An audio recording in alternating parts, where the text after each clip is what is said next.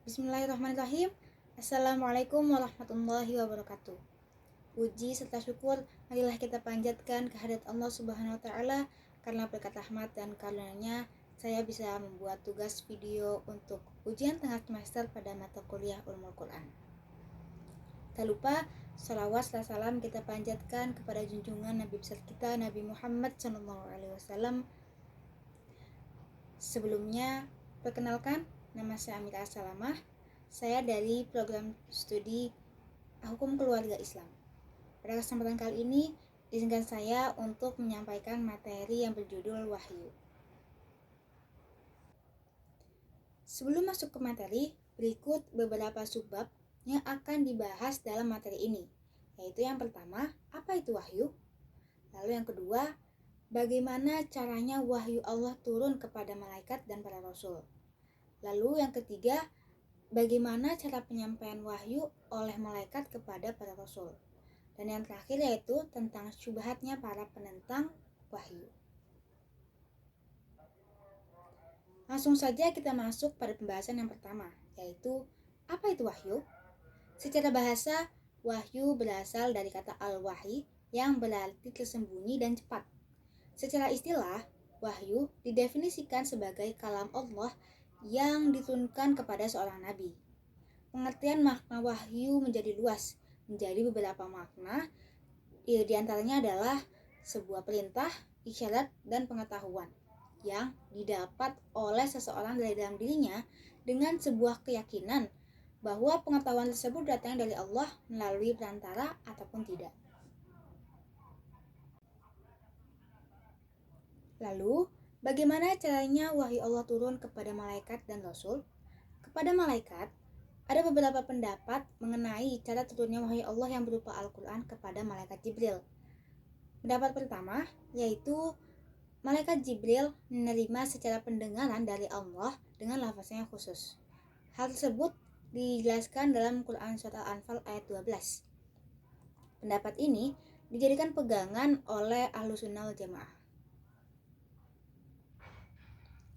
Lalu, pendapat yang ketiga adalah malaikat Jibril menghafalnya dari Lauhul Mahfuz. Namun, Mana Al-Katan berpendapat bahwa hal ini kurang tepat karena apa yang ada dalam Lauhul Mahfuz seluruhnya rahasia, tidak diberitahukan secara lengkap. Lalu, pendapat yang ketiga ialah Allah menyampaikan dalam bentuk makna kepada malaikat Jibril dan kepada Nabi Muhammad.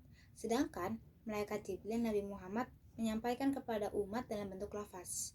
Namun, pendapat ketiga ini berhubungan dengan wahyu sunnah, bukan wahyu Al-Quran.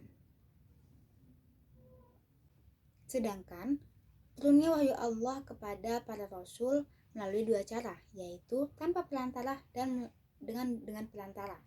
Tanpa perantara melalui mimpi dalam tidur, seperti dalam kisah Nabi Ibrahim dalam Quran Surat As-Saffat ayat 11 sampai 112. Dan juga melalui kalam ilahi dari balik tabir, seperti dalam kisah Nabi Muhammad pada malam Isra Mi'raj. Nah, dengan perantara ini melalui malaikat Jibril.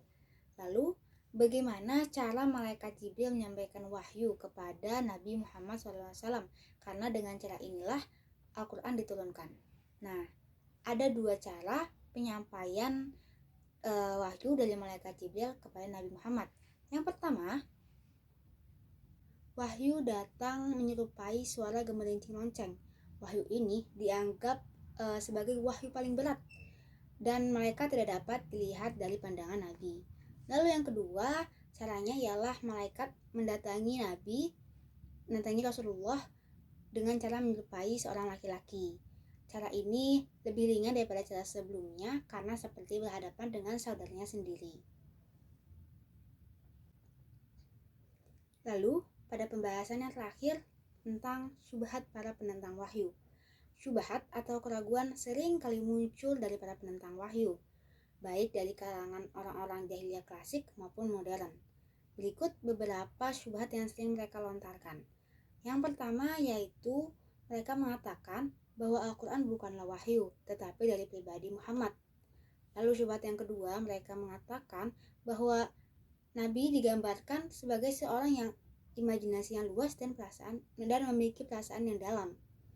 Lalu mereka juga mengatakan bahwa Nabi Muhammad mempelajari ilmu Al-Quran dari seorang guru.